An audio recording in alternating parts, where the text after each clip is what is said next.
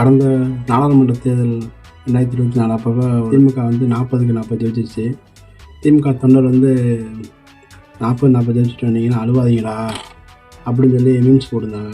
அதுக்கு வந்து ஒரு கட்சிக்காரர் வந்து ரீப்ளை பண்ணியிருந்தார். நாங்கள் எதுக்கடா அழுகணும், கேஸ், பெட்ரோல் விலை உயர்வு, சொத்து வரி, வீட்டு வரி, தண்ணீர் வரி உயர்வு, மேகதாது அணை, முல்லை பெரியார் அணை, புதிய அணை கட்டுறாங்க.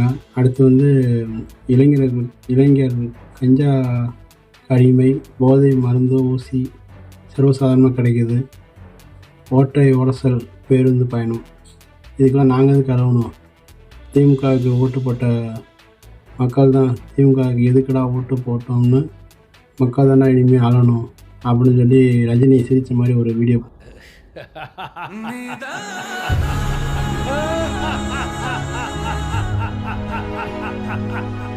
அன்றே கணித்தார் இந்த மீம்ஸ் போட்ட மனிதன்.